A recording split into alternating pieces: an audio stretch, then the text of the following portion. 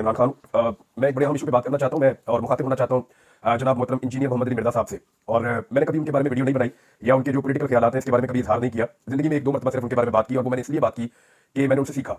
और ये चीज़ मुझे आज इसलिए बात करनी पड़ रही है कि मैं गाड़ी में ट्रैवल कर रहा था और हम गाड़ी में जितने लोग मौजूद थे उनमें अक्सरियत इंजीनियर साहब को सुनने वालों की थी। और अचानक उनका एक क्लिप जो है वो चल गया और उनका जो क्लिप है उसके अंदर कुछ पॉलिटिकल बातें थी। वो बातें सुनने के बाद मुझे ऐसा लगा कि इसके ऊपर मुझे जरूर बात करनी चाहिए और इंजीनियर साहब को कुछ चीज़ों के हकायक बताने चाहिए। देखिए मैं पहले तो ये आपको बता दूं कि मैं उनका फॉलोअर रहा हूं और मैं उनको सुनता रहा हूं। मैंने जब बाकायदा नमाज पढ़ना शुरू किया आज से कई साल पहले तो उस वक्त मैं इंजीनियर मोहम्मद अली मिर्जा साहब को, दीगर कुछ और उलमा इकराम को और मौलाना तारिक जमील साहब को मैं बड़ी बाकायदगी से सुनता था और मैंने इन सब लोगों से उलमा इकराम से कुछ ना कुछ सीखा। लिहाजा इन सब का बड़ा एहतराम मेरे दिल के अंदर मौजूद है। लेकिन गुज़िश्ता कुछ अरसे से मैं इंजीनियर साहब के अंदर कुछ चीज़ों की तब्दीली देख रहा हूँ और लगातार देख रहा हूँ। अब मेरे बारे में भी उन्होंने दो चार बातें की और दो तीन बातें ऐसी थी मेरे बारे में जहां मुझे लगा कि शायद उन्होंने जो अल्फाज इस्तेमाल किए या जो फैक्ट उन्होंने बयान किया वो वैसे नहीं है। लेकिन मैंने फिर भी मैंने कहा कोई बात नहीं, खैर है, मैंने उनसे क्योंकि सीखा तो एहतराम है। अगर उनके बयान करने में कोई चीज़ मेरे हवाले से गलत भी बयान हो गई है तो भी मैंने कहा कोई बात नहीं, उन्हें बोलने दीजिए, मैंने कभी जवाब नहीं दिया। लेकिन आज जो उन्होंने किया उन्होंने पूरे के पूरे एक पाकिस्तान की आवाम के एक बड़े हिस्से के ऊपर उन्होंने एक बहुत बड़ा एलिगेशन लगा दिया इंजीनियर साहब ने। तो मुझे लगता है कि ये चीज़ें उनके सामने रखनी पड़ेगी। एक फील्ड उनकी है जहां पे उनके पास नॉलेज है, वहां हम उन्हें चैलेंज नहीं करते। लेकिन ये जो मिलिट्री एस्टेब्लिशमेंट की फील्ड है या पाकिस्तान की सियासत में एस्टेब्लिशमेंट की मुदाखलत की फील्ड है, यहाँ पे बयान देना तो बड़ा आसान है लेकिन इसको इन डेप्थ जानना बहुत मुश्किल है। मैं क्योंकि मिलिट्री एस्टेब्लिशमेंट को बहुत अच्छे तरीके से जानता हूं और मैं बतौर जर्नलिस्ट काम करता रहा हूं, इन लोगों के साथ राब्ते में कल भी था और आज भी अगर मुझे खबरें मिलेंगी तो राब्ते में रहूंगा। लेकिन ये जो इंजीनियर साहब का नॉलेज है ये बहुत महदूद है और जो बातें उन्होंने की है ये इंतहाई खतरनाक है, ना सिर्फ पाकिस्तान के लिए बल्कि इंजीनियर साहब के लिए भी। वो इसलिए कि जो गाड़ी में लोग बैठे हुए थे, जो अक्सरियत इंजीनियर साहब को सुनने वाली थी, उन्हें मायूसी हुई ये स्टेटमेंट सुनने के बाद और उन्होंने हैरत का इजहार किया कि क्या हो गया इंजीनियर साहब या ये किस तरह की बातें कर रहे हैं, ये हम तो इन्हें सुनते हैं। तो इंजीनियर साहब अपनी हैसियत और अपनी जो वक़्त है या लोगों के दिल में जो उनका एहतराम है एक और नुक्ता नजर से उसको डैमेज कर रहे हैं बदकिस्मती से। तो नाज़रीन शुरू करते हैं कि इंजीनियर साहब ने स्टेटमेंट क्या दिया। तो इंजीनियर साहब आपने फरमाया कि ये डिजिटल दहशतगर्दी की आपने टर्म इस्तेमाल की और पाकिस्तान तहरीक इंसाफ के हवाले से आपने इस्तेमाल की कि ये डिजिटल दहशतगर्दी करते हैं। फिर आपने टीटीपी से ज्यादा पाकिस्तान तहरीक इंसाफ को कसूरवार करार दिया अपने स्टेटमेंट में। फिर आपने कहा कि एक जमात मुनज़्ज़म तरीके से पूरे इदारे को रगड़ा लगा रही है, तहरीक इंसाफ को आपने कहा और ये कहा कि मुनज़्ज़म तरीके से कर रहे हैं। दूसरा आपने कहा कि पाकिस्तान का नजरियाती कत्ल कर रहे हैं फौज पर तनकीद करके, ये नजरियाती दहशतगर्दी है, आपने ये भी करार दिया। फिर आपने कहा ये फौज पर बतौर इदारा एक हमला हो रहा है, यानी पूरे इदारे के ऊपर ये अटैक है। फिर आपने इमरान खान साहब की कैरेक्टर असैसिनेशन करते हुए कहा कि इमरान खान का पता नहीं क्या माजी है और मुस्तकबिल पता नहीं क्या होना है, ये भी आपने कहा। फिर आपने फितना कत्ल से बड़ा जुर्म आपने कहा करार दिया, कुरान पाक में वाकई है। और आपने फिर पाकिस्तान तहरीक इंसाफ को और उनके लोगों को फितना करार दे दिया। अब इसके बाद आपने कहा कि ये सारी सियासी बातें करने के बाद आपने कहा कि हमारा ये प्लेटफॉर्म सियासी नहीं है, इसलिए मैं इस लेवल पर नहीं उतरता। यानी आप कुछ और भी बताना चाह रहे थे क्योंकि आप ये कह रहे थे कि नून लीग और पीपल्स पार्टी से बदतरीन जमात आपने पाकिस्तान तहरीक इंसाफ को करार दिया। अच्छा, इसके बाद आपने कहा कि तलबा इनके हाथों को गुमराह हो रहे हैं, हिटलर से आपने इमरान खान साहब को तशबीह दी। और फिर आपने ये भी क्लेम किया कि पाकिस्तान तहरीक इंसाफ के 4 टुकड़े हो चुके हैं और मजीद टुकड़े भी होंगे, ये आपने पेशेंगोई की। इसके अलावा आपने कहा कि इमरान खान साहब माफी मांगे। अब जरा ये जो आपका स्टेटमेंट है इंजीनियर साहब, इसकी मैं कुछ चीजें आपके सामने रख देता हूं। नंबर 1, डिजिटल दहशतगर्दी। ये टर्म आपने कहां से सुनी?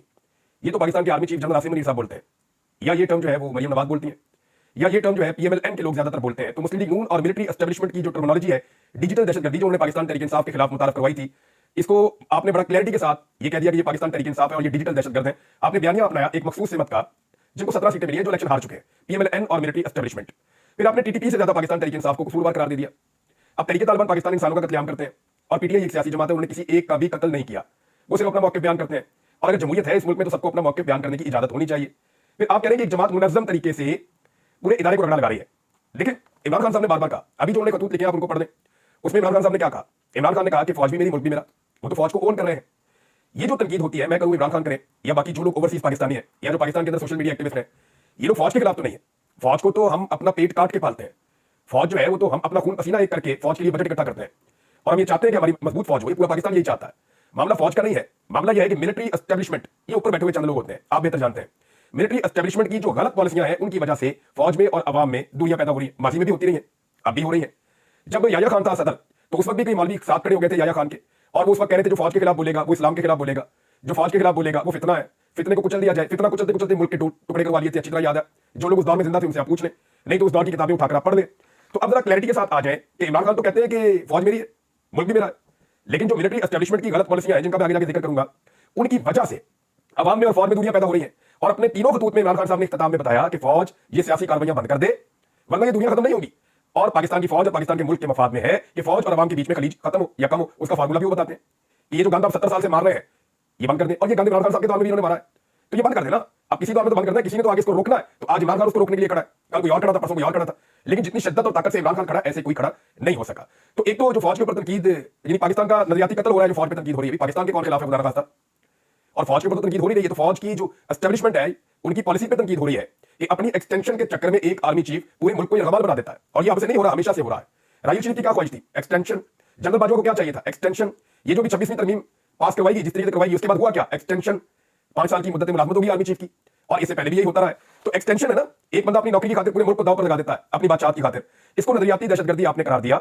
ये आप कह रहे हैं कि ये फौज पर बतौर इदारा हमला हो रहा है। मैं आपको बार बार कह रहा हूं कि पाकिस्तानी अवाम फौज पे हमलावर नहीं है, ना पाकिस्तानी अवाम फौज से नफरत करती है। पाकिस्तानी अवाम सिर्फ फौजी क़यादत की पॉलिसियों से नाला है। वो ये कहती है कि आप सियासत में मुदाखलत बंद करें, और वो तमाम काम जो माजी में आप करते रहे और हम आंखें बंद करके यकीन करते रहे। इमरान खान का कसूर ये है कि वो पहला आदमी जिसने आम आदमी को समझा दिया कि मुदाखलत हो रही है। नवाज शरीफ ने समझाने की कोशिश की, लोग समझने लगते थे, मियां साहब डील कर देते थे। मियां साहब समझाने की कोशिश करते थे, लोग समझने लगते थे, मियां साहब डील कर देते थे। पीपल पार्टी ने समझाने की कोशिश की, लोग समझने लगते थे, पीपल पार्टी डील कर देती थी। आज इमरान खान का फर्क यह है कि उसने समझाने की कोशिश की, लोग समझ गए, और इमरान खान ने डील नहीं की। तो ये फर्क है, ये मैं आपको बता देता हूं। फिर एक और आपने कैरेक्टर असैसिनेशन की, आपको जेब नहीं देती। इमरान खान के मादी का क्या किसी को नहीं पता? वो खुद अपने मुंह से कहता है मैं कौन सा कोई फरिश्ता था। इंजीनियर साहब किसी के मादी के ऊपर भी उंगली उठा सकता है, मादी तो किसी का भी साफ नहीं होता। बड़े बड़े सहाबा किराम के मादी के ऊपर भी लोग उंगलियां उठाते थे। हम तो उनके पैरों की खाक भी नहीं है, हम तो उनके जूतों की खाक भी नहीं है। लेकिन आप इमरान खान की कैरेक्टर असैसिनेशन कर रहे हैं। क्या आपने उसके दिल में झांक कर देखा है कि वो अल्लाह के कितने करीब है? हो सकता है अल्लाह रब्बुल इज्जत उसको आपसे ज्यादा पसंद करता हो सकता है अल्लाह के नजदीक उसके दर्जात आपसे ज्यादा बुलंद हो। तो आप उसकी कैरेक्टर असैसिनेशन कर रहे हैं कि इसका मादी क्या था, इसका हाल क्या? आप फैसला करेंगे इंसानों के कैरेक्टर्स का, आप फैसला करेंगे कि कौन क्या है। कुछ फैसले रब पे छोड़ दीजिए, उसको ये फैसले करने दीजिए। आपने फैसला करना है तो इस बुनियाद पे करना है कि मेरे मुल्क के लिए कौन ठीक है। आपकी अपनी पॉलिटिकल राय हो सकती है, लेकिन आपने कहा कि फितना करार दिया पूरी तरीके इंसाफ को। आपको बताया पाकिस्तान में कितना वोट पड़ा है? इनसे बल्ले का निशान छीन लिया, इनसे इनकी तमाम सहूलियात छीन ली, इन्हें दीवार के साथ लगा दिया गया। फिर भी अवाम की सबसे बड़ी तादाद ने, करोड़ों की तादाद में निकलकर, बदतरीन धांधली और फस्तायत और जुल्म और जबर के बावजूद निशान ढूंढ ढूंढ कर लोगों ने ठप्पे लगाए और इमरान खान के साथ खड़े हुए। आप अंदाजा कीजिए, यानी आप जिन्हें फितना करार दे रहे हैं वो पाकिस्तान की सबसे बड़ी अक्सरियत है। इस तरह तो इंजीनियर साहब बड़ी माजरत के साथ आपको भी लोग फितना कहते हैं, तो आपका उसके ऊपर दिल नहीं दुखता, आपको तकलीफ नहीं होती जो आप इन्हें फितना करार दे रहे हैं? जब आईएसआई ने मुझे उठाया था, मेरे पे टॉर्चर कर रहे थे, तो मुझे कहते थे तुम फितना हो, और मुझे कहते थे तुम्हारा एक तरफ का बाजू और एक तरफ की टांग काट देंगे। मैं तो अपना काम कर रहा था।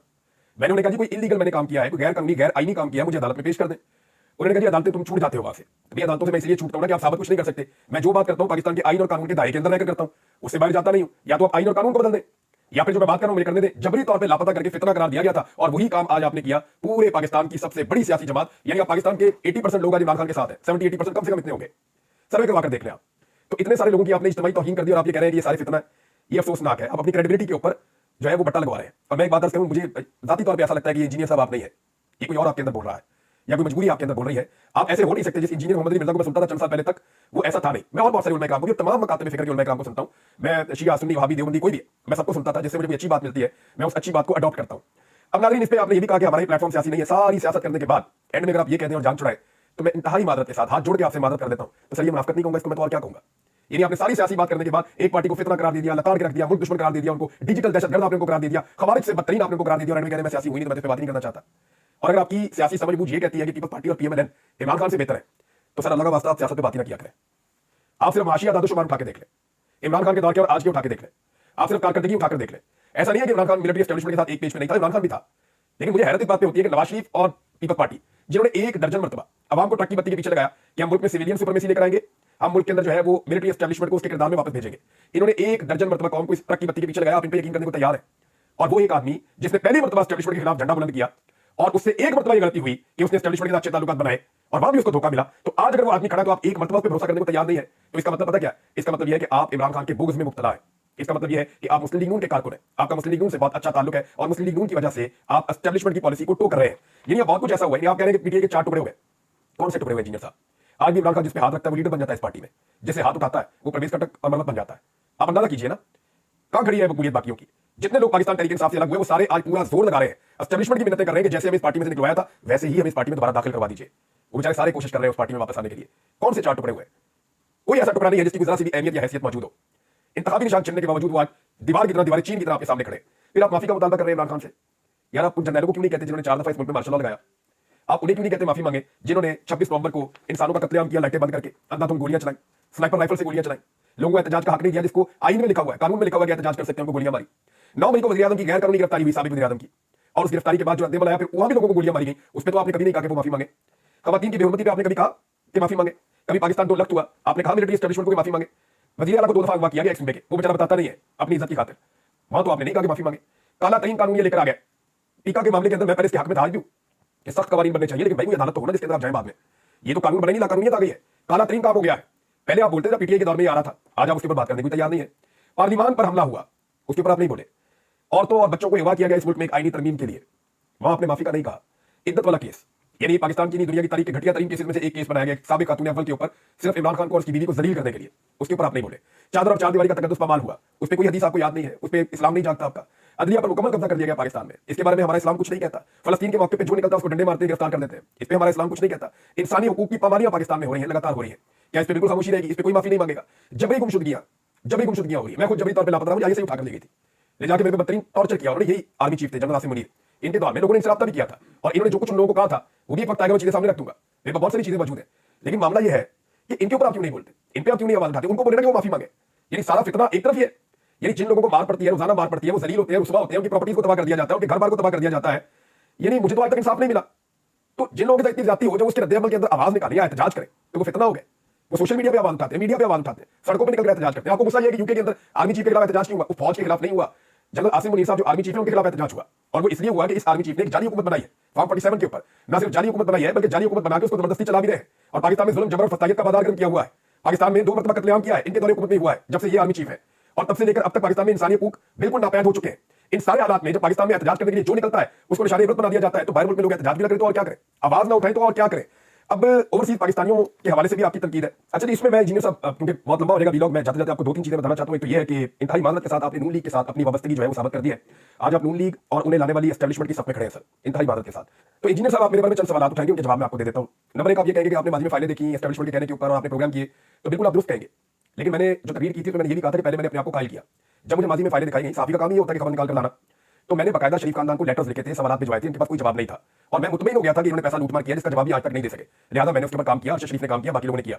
इसी तरह मुझे और अरशद शरीफ को इमरान खान के बारे में भी फाइलें दिखाई गई थी। हमें दावत दी गई और हमें कहा गया जनाब आप ये फाइलें देखें, ये देखें इमरान खान ने करप्शन किया, और हमारे किसी सवाल का जवाब ISI के अफसरान के पास नहीं था। मैं आपको क्लियरली बता रहा हूं। और हमने इमरान खान साहब को भी सवालनामा भेजा था और उन्होंने हमें सारी चीजें क्लियर कर दी थी।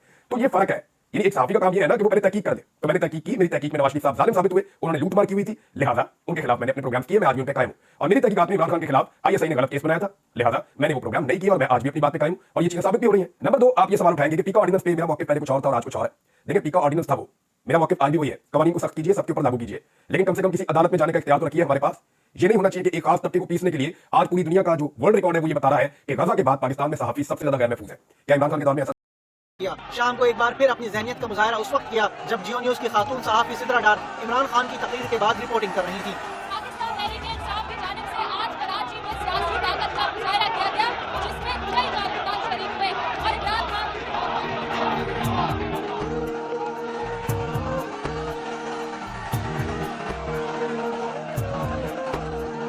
बेकाबू मजमे ने जियो न्यूज की GSNG वैन को घेर कर शोर शराबा और हंगामा शुरू कर दिया। खातून सहाफी को हिरासा करने के इस शर्मनाक एडवेंचर में PTI के खवातीन कारकुन भी अपने साथियों से आगे बढ़ने पर किसी तौर कम न रही।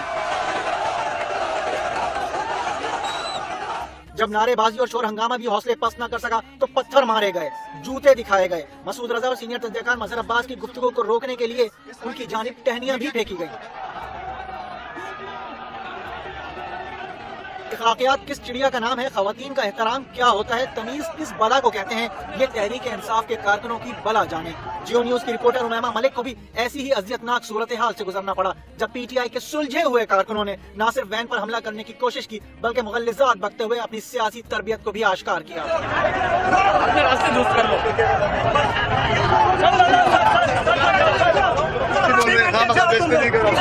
टीवी चैनल के एंकर गरीदा फारूकी ने सूरत हाल में खातून रिपोर्टर को बचाने की कोशिश की, लेकिन PTI के कारकुन किसी को खातिर में न लाए। ऐसा नहीं था। फिर आप एक और सवाल उठाएंगे कि माजी में एस्टैब्लिशमेंट के मौके पर मैं दोस्त समझता था, मेरा मौके क्या था? तो बिल्कुल ठीक बात है, इस पे मैंने कौन से माफी मांगी है, बलोचों से भी माफी मांगी है कि मेरी ये गलतफहमी थी कि एस्टैब्लिशमेंट पाकिस्तान की वफादार है। मुझे पता चला कि वो अपने जाती मफादात की वफादार है और वो अपने मफादात को हमेशा पाकिस्तान के ऊपर मुकद्दम रखते हैं, जिसका नुकसान बार बार पाकिस्तान उठाता है। तो मैंने इस पे माफी मांगी है, आपको भी मांगनी चाहिए। आप एक और सवाल उठाएंगे मैंने अपने अगवा कारों के खिलाफ पाकिस्तान में कार्रवाई क्यों न करवाई? तो एक तो ये याद रखिएगा, मैंने पाकिस्तान में ये बात कई मतलब बता दी थी कि मुझे ISI ने अगवा किया और मैंने पाकिस्तान में बाकायदा पुलिस से भी रुजू किया था, अदालतों में भी दरवाजे खटखटाए थे, किसी ने भी मुझे इंसाफ देने से इनकार कर दिया। और जब मुझे कत्ल करने की साजिश हुई तो मुझे पाकिस्तान छोड़ना पड़ा बदकिस्मती से। तो मैंने पूरा जोर लगाया पाकिस्तान के अंदर इंसाफ लेने का, लेकिन क्योंकि वहां पे आर्मी चीफ है, लेकिन क्योंकि वहां पूरा का पूरा मिलिट्री एस्टैब्लिशमेंट है, तो मुझे इंसाफ मिलने की कोई उम्मीद नहीं थी और कोई दरवाजा नहीं खुल रहा था। फिर आप मुझे बतौर साफी बैलेंस होने का मशवरा देंगे तो मैं आपको एक चीज बता दूं इंजीनियर साहब कि मैं सही और गलत के बीच में बैलेंस नहीं हो सकता। माजी में जब इमरान खान की हुकूमत थी तो मैंने कई चीजों पर उन पर इख्तिलाफ किया और तनकीद की और भरपूर की। हो सकता है मैं आइंदा भी तनकीद करूं, लेकिन एक बात आप अपने ध्यान में रखें कि मैं मरे हुए को नहीं मारूंगा, क्योंकि मैं सहाफी होने से पहले एक इंसान भी हूं और मुसलमान भी हूं। तो तारीख की दुरुस्त सिमत में खड़े होना, मजलूम का साथ देना, ये भी हमारी जिम्मेदारी होती है। मैं अगले वीडियो में नादिया को खबर बताऊंगा। इंजीनियर साहब का बड़े अरसे से उधार था, मैं चाह रहा था कि मैं ना इस बारे में बात करूं, लेकिन उनके स्क्रिप्ट ने मुझे मजबूर किया। अपना ख्याल रखिएगा, अपने चैनल का भी लाभ। आज की गुफ्तगू में बुनियादी तौर पर हम इंजीनियर मोहम्मद अली मिर्जा से मुतल्लिक गुफ्तगू करेंगे। मैं इंजीनियर साहब को काफ़ी अरसे से जानता हूँ, हस्ब तौफीक उन्हें सुनने का, कुछ चीज़ें उनसे समझने का इत्तफाक भी हुआ। मैं उनकी हर चीज़ से एग्री नहीं करता, बात चीज़ों पर मैं सख्त तनकीद भी करता हूँ, बड़े क्रिटिकल नोट्स भी मेरे हैं इससे मुतल्लिक। और उनके दोस्तों से जब भी बराह रास्त गुफ्तगू हुई मैंने अपनी रिजर्वेशंस का इजहार भी किया और वक्तन फ़वक्तन उन्हें अपने अंदाज में गाइड करने की भी कोशिश की, क्योंकि मीडिया बहरहाल एक ऐसी चीज़ है जिसके कुछ तलाज़मे हैं, जिसके कुछ असरार और रमूज़ हैं जिन्हें समझना पड़ता है। अब रिसेंटली मिर्ज़ा साहब एक सियासी गर्दाब के लपेटे में आए हुए नजर आते हैं। उनके मजहबी मामलात, उनका मजहबी इख्तलाफ, उनके मजहबी नज़रियात, ये मेरा बुनियादी तौर पे मसला इसलिए नहीं है कि इन अमूर पर ना मैं अपने आप को अथॉरिटी समझता हूँ, ना मैं अपनी वो हैसियत समझता हूँ कि इसके ऊपर मैं ज़्यादा राय दे सकता हूँ, इख्तलाफी नोट दे सकता हूँ, आर्ग्यूमेंट नहीं कर सकता, क्योंकि उसके लिए फुल टाइम रिसर्चर बनना पड़ता है और मेरे पास वो टाइम नहीं है। रिसेंटली उन्होंने जो बातें इमरान खान से मुतल्लिक की, फौज के हवाले से की, एस्टैब्लिशमेंट के हवाले से की, उन पर मुझे कोई बेपनाह हैरत नहीं हुई, किसी हद तक अफसोस ज़रूर हुआ। अफसोस इसलिए हुआ कि एक मजहबी स्कॉलर इतना मजबूर हो गया कि उसे ऐसी बातें करनी पड़ी जो वो अदरवाइज शायद कभी करना पसंद ना करता। मुझे उनकी इस गुफ्तगू में जो चीज़ बहुत नुमाया नजर आई वो लाइल्मी थी और मजबूरी। लाइल्मी कहकर मैं उन्हें ये अलाउंस देता हूँ कि वो झूठ नहीं बोल रहे थे। मैं नहीं मानता कि मिर्ज़ा साहब या कोई भी अच्छा एक जय्यद आलम किसी बात पर इसलिए झूठ बोलेगा कि इससे उसे कुछ फायदा है। मैं लाइल्मी का अलाउंस देते हुए मिर्ज़ा साहब से मुतल्लिक बात को आगे बढ़ाऊंगा कि उन्होंने ये बिल्कुल उसी तरह है जैसे जावेद गांधी साहब के हवाले से मैंने गुजारिश की थी कि बाज़ बातें लोग अपनी राय के मुताबिक करते हैं, वो किसी बात से इन्फ्लुएंस होकर मजबूर होकर नहीं करते। अब मेरा ख्याल है जमहूरियत इसी को कहते हैं। अगर आप इमरान के साथ इख्तलाफ रखते हैं तो ये आपका हक है, लेकिन प्रॉब्लम वहां बनता है जब आप अपने उस मेंबर को, अपनी उस सीट को, अपनी उस पोजीशन को जो दीन के हवाले से आपको पता हुई है उसे अपने किसी खास मकसद के लिए इस्तेमाल करें। मैं नहीं समझता कि इंजीनियर मोहम्मद अली मिर्जा ने इसका इर्तिकाब किया है। उन्होंने दो चीज़ें की, मैंने लाइल्मी और मजबूरी कही है। लाइल्मी के बारे में पहले सुन लीजिए। सियासत के बारे में आमतौर पर वो लोग ज्यादा जानते हैं जिनके पास सियासत को समझने, परखने, जानने और देखने का टाइम होता है। एक मजहबी स्कॉलर जो फुल टाइम इंगेज्ड है अपने काम में, उसकी बसात एक हद तक, उसकी हैसियत, उसकी पहुंच, उसकी कैपेसिटी एक हद तक हो सकती है, लेकिन सियासत को समझना, उसके डायलेक्टिक्स को, उसके मामलात को जांचना, परखना, ये आम चीज़ों से बहुत मुख्तलिफ है और बहुत ज़्यादा डिमांडिंग है। चुनांचे मैं नहीं समझता कि इंजीनियर साहब को मामलात का अच्छी तरह इदराक है। अब देखिए, यही इंजीनियर साहब एक और इंटरव्यू में हकीकत टीवी के साथ गुफ्तगू करते हुए मैं काफ़ी हैरान हुआ उनकी इस साफ गोई और हकीकत पसंदी पर। वो कहने लगे कि इस वक्त हमारी एस्टैब्लिशमेंट का जो इमेज बर्बाद हो चुका है, जो नोज डाइविंग हो चुकी है, इसे कभी रिगेन नहीं किया जा सकता, रिट्रीव नहीं किया जा सकता तावक्ते के सारे कोर कमांडर्स, जर्नल काबे की छत पे जाके इस बात का इतराफ़ करें कि हमने गलत किया और आज के बाद हम कभी सियासत में दखल अंदाजी नहीं करेंगे। अब ये बात एक बड़ा सुलझा हुआ एक फिक्रा था, एक बड़ी सुलझी हुई बहस थी जो एक आलिम कर रहा है, लेकिन वो आलिम दीन है। मैं अगेन ये कहूँगा कि इवन ये बात भी एक ऐसे शख्स को जो पॉलिटिक्स की डायलेक्टिक्स को, पॉलिटिक्स के असरार और रमूज को ज़्यादा नहीं समझता, उसके लिए ये बड़ी हैरत की बात है। इस बारे में मैं थोड़ा सा कंफ्यूज भी हूँ कि उन्होंने ये बात कैसे कर ली। अगर वो इस बात को समझते हैं तो फिर उन्होंने दूसरी बात कैसे कर ली कि इमरान खान लोगों को भड़का रहा है। इमरान खान ने तो कभी लोगों को नहीं भड़काया, वो तो हमेशा कहता है कि मुल्क भी मेरा है, फौज भी मेरी है। तो ऐसा शख्स तो मुमकिन ही नहीं कि वो फौज के खिलाफ को बात करे। तो आपने न जाने क्या सोच के ये मामला किया है। बहरहाल मैंने जब तहकीक की, जब मैंने थोड़ा सा तय में जाने के लिए पहले आपको फ़ोन किया, इंजीनियर साहब you didn't take my call, यकीनन आप बिजी होंगे। फिर मैंने उसामा साहब को किया जिन्होंने मुझे आपके साथ कनेक्ट करवाया था आज से चंद साल पहले। बाद में पता चला कि वो 1 साल से कनाडा शिफ्ट हो गए हैं। फिर मैंने कयूम साहब से बात की, कयूम साहब जो गुजरांवाला होते हैं। इससे आपको अंदाजा हो जाना चाहिए कि मैंने जो और क्रेजी कर सकता था, जो मेहनत कर सकता था, वो की आपका मौक़िफ़ लेने के लिए। वो पता चला कि ये हकीकत टीवी वाली बात आपने पहले की थी। अब पता नहीं ये गलत किया था या दूसरा गलत किया था, दूसरी बात आपने सजदा साहब के तौर पर की है या करवाई गई है, आई डोंट नो। लेकिन बहुत अजीब लगा जब आपने इमरान खान के बारे में वो बातें की। वो सरासर गलत है, बल्कि इंजीनियर साहब माइंड ना कीजिएगा, वो लग़्व है, बेतुकी बातें। लग़्व और बेतुकी बातें इसलिए हो जाती हैं जब आप जैसा बंदा, आप जैसा आलिम आदमी इन चीज़ों का इर्तिकाब करता है। अब आते हैं मजबूरी की तरफ। मजबूरी वाला मामला भी काफ़ी संजीदा है, बड़ा अहम है कि मैं ज़ाती तौर पर जानता हूँ आपके रिलीजियस और इंटेलेक्चुअल परसूट्स के सबब आपने बेशुमार मौलवियों को तंग कर रखा है, बेशुमार मसालिक, वो आपकी हवा को भी तलवारें मारते फिरते हैं। मैं खुद विटनेस हूँ कि कम से कम 15 धमकियाँ आपको मुख्तलिफ स्कूल्स ऑफ थॉट से मिल चुकी हैं, हत्ता कि आप पर कातलाना हमले तक हुए, आप पर अटेम्प्ट्स तक हुई। मैं ये भी जानता हूँ आप पर हर तरह से अरसा हयात तंग करने की भरपूर कोशिशें की जाती रहीं, और आप भी जो कि अपने नजरियात से एक कदम पीछे नहीं हटते, रूगर्दानी नहीं करते, इसलिए ये खतरनाक खेल जारी और सारी है। मेरी अपनी इंफॉर्मेशन बताती है कि जब आप इस तरह खतरात से खेल रहे थे और आप पर 2-3 अटेम्प्ट्स मजीद होने वाली थी, हत्ता कि इंटेलिजेंस वालों ने आपको इन्फॉर्म किया, तो एन उस वक्त हमारी इस्टेब्लिशमेंट ही से कुछ लोगों ने आपको रेस्क्यू किया था, बीच बचाव करके कुछ लोगों को। और बाज़ नेक काम भी हमारी इस्टेब्लिशमेंट से सरजद होते रहते हैं, इससे इनकार नहीं किया जा सकता। चुनांचे उस मजबूरी के तहत, शायद पे बैक के तौर पे या एहसानमंदी के तौर पर, आपने रिसेंटली जो कुछ इमरान खान के हवाले से कहा है वो सरासर बेसरोपा है, उसकी कतन कोई गुंजाइश नहीं। अलबत्ता उस पर एक तफसीली गुफ्तगू मैंने कल रात इमरान रियाज खान को करते सुना है, उसके बाद कोई गुंजाइश नहीं रहती, और इमरान ने बड़े अच्छे सुलझे हुए अंदाज में अदब अदाब को मलूज़े खातिर रखते हुए बात की है जो मुझे अच्छी लगी। अब मैं इस हवाले से इस बात को सिर्फ इस हद तक कर सकता हूं कि आपकी पहली बात से मुझे 100% इत्तेफाक है जो आपने हकीकत टीवी के साथ की। अदरवाइज दूसरी बातों के साथ ना सिर्फ मैं इख्तलाफ करता हूं बल्कि हैरान हूं कि एक पढ़ा लिखा आदमी इस तरह की बात भी कर सकता है बगैर रीजन के, बगैर किसी लॉजिक के। और जो लॉजिक आपने देने की कोशिश की वो इंतहाई फ्लेमजी है, इंतहाई मरियल है। वो कोई इंतहाई थका मांदा और खस्ता हाल वकील भी इस तरह की आर्गुमेंट नहीं देगा। खैर, मैं आपकी उस बात को यहां से पकड़ते हुए कि अगर सारे कोर कमांडर, सारे जर्नल काबे की छत पे भी चले जाएं तो हुजूर पाकिस्तानी फौज का इमेज रिट्रीव करना मेरे नजदीक भी उतना ही मुकद्दम है जितना आपके नजदीक, क्योंकि इसमें कोई शक नहीं कि ये मुल्क भी हमारा है, फौज भी हमारी है। और हमें काहे का डर है कि हम फौज की खुशनुदी के लिए इस तरह की बात करेंगे? कम से कम मैं तो नहीं कर सकता ना, मैं तो मुल्क से बाहर हूं, मेरी तो कोई दिलचस्पी, कोई इंटरेस्ट ऐसी नहीं है जो किसी भी तरह से जेपरडाइज हो सकती हो। लेकिन मैं दिल से कह रहा हूं, बिल्कुल इसी तरह जिस तरह हमारे लीडर इमरान खान ने कह रखा है कि मुल्क भी मेरा है, फौज भी मेरी है, तो मैं ये अपने तौर पर भी कह सकता हूं कि ये मुल्क भी मेरा है और ये फौज भी मेरी है। और मेरा दिल चाह रहा है, बवजूद मैं उसका नाम नहीं ले रहा, एक सीनियर ऑफिसर का, जिसे मैं अक्सर कहा करता था कि हुजूर अपने इमेज की फिक्र करें। मैं चूंकि छोटी मोटी स्पेशलाइजेशन रखता हूं इमेज बिल्डिंग के हवाले से, मेरा ये काम है, मैंने इस हवाले से पढ़ रखा है, मैंने प्रैक्टिकली बहुत कुछ कर रखा है, तो मैं समझता हूं कि ये बड़ा मुश्किल हो जाएगा विद एवरी पासिंग डे आपका इमेज रिट्रीव करना। इवन किसी बहुत बड़े स्पेशलिस्ट के लिए, इमेज बिल्डर के लिए भी बहुत मुश्किल हो जाएगा। ये बात मैंने लाहौर में की थी आखिरी दफा। अगर कभी मौका हुआ तो मैं उस अफसर का नाम भी बताऊंगा जिसके इख्तियार में था कि वो इसमें दिलचस्पी शो करता, वो कहता कि बताएं क्या किया जा सकता है, तो शायद मैं कुछ चीजें सजेस्ट कर देता। क्योंकि उन्हें इल्म था कि मैंने बात इमरान खान से शुरू करनी है, इसलिए एंटिसिपेट करते हुए वो खामोश रहे, उन्होंने बात ही आगे नहीं बढ़ाई। आज मैं इस गुफ्तगू को कंक्लूड करते हुए इंजीनियर साहब आपका फिक्रा मुस्तार लेते हुए, वो जो काबे की छत से मुतल्लिक आपने कहा है, मैं गुजारिश कर रहा हूं कि तब भी ये लॉस्ट इमेज रिट्रीव नहीं हो सकता अगर हमारे जर्नल इस चीज पर हल्फ भी उठाएं कि वो सियासत में दखलंदाजी नहीं करेंगे। तब भी ये काम सिर्फ 20% होता है, 80% काम रह जाता है और वो वहां से शुरू होता है जहां इमरान खान की एंट्री होती है। इमरान खान और उसके सोशल मीडिया को कम से कम 1 साल लगेगा इस खोए हुए इमेज को रिट्रीव करने में। और मैं समझता हूं कि ये घाटे का सौदा नहीं है और बड़े आराम से ये मामला किए जा सकते हैं। छोटी छोटी चीजें हैं कि सियासत से हमेशा हमेशा के लिए तायब होना पड़ेगा, फी जमाना आप दोस्त माने या ना माने, ये आपको करना ही पड़ेगा। इस तरह हम अमेरिका समेत बहुत सारे बॉसेस के सामने झुकने से भी बचे रहेंगे। फिर बिला चूनो चरा आपको वजीर आजम के अंडर काम करना पड़ेगा, भले से वजीर आजम अल्लाह रखा पेप्सी क्यों ना हो, क्योंकि अगर जमहूरियत करनी है तो उसके कुछ तलाज़मे हैं, उन्हें बर्दाश्त करना पड़ेगा, उनके साथ चलना पड़ेगा। या तो कहते हैं कि जमहूरियत चल ही नहीं सकती और फिर अल्लाह लाना है, फिर मुनाफिकत नहीं करनी चाहिए। कहें जनाब कि जमहूरियत का कोई स्कोप ही नहीं है, हम जमहूरियत पर लानत भेजते हैं, एक नया सिस्टम लेकर आते हैं। ओके, उस पर बात हो सकती है। इसके बाद एक और चीज जो बहुत सौ के हल्क की हड्डी बनी रहती है, वो है फौज का बिजनेस। फौज का एक लंबा चौड़ा बिजनेस है, हमें वो नहीं खटकता बशर्ते के उसके ऑडिट का दरवाजा सिविलियंस के लिए हमेशा खुला रहे, नो प्रॉब्लम।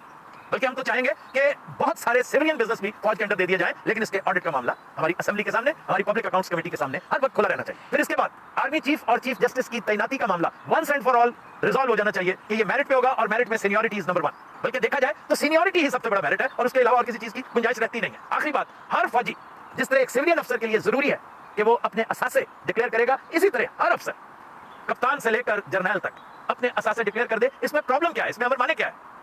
बज़ाहिर कोई ऐसा इशू नजर नहीं आता। चुनांचे मैं गुजारिश करूंगा, ये रिक्वेस्ट करूंगा कि इन चीजों पर भी गौर करना बहुत जरूरी है। आखिरी बात, फाइनेंशियल टाइम्स के हवाले से मैं करना चाह रहा हूं कि उसने लंबा चौड़ा एक सिलसिला पाकिस्तान के बारे में छापा और सारा कुछ थोप दिया है जनरल आसिम मुनीर पर, फौज पर। वो कहना ये चाह रहे हैं कि पाकिस्तान इस वक्त नहीं चल रहा और इसको चलाने की कोशिश फौज कर रही है। और एक पॉपुलर लीडर जो है वो आपने फारिग कर रखा है। एक बारीक सा नुक्ता समझने की जरूरत है कि पाकिस्तान क्या चल रहा है। पाकिस्तान वाकई नहीं चल रहा, लेकिन आप इसको चलाने की जुलूस से कोशिश कर रहे हैं। लीडर जो सबसे पॉपुलर है और जेल में बैठा हुआ है, उसे कुछ करने की जरूरत नहीं है। आपका सारा डिस्क्रेडिट उसके क्रेडिट में कन्वर्ट होकर उसके अकाउंट में जा रहा है। अब फैसला आप खुद करेंगे कि क्या ये सरासर घाटे का सौदा नहीं है, ना सिर्फ फौज के लिए बल्कि आपके लिए।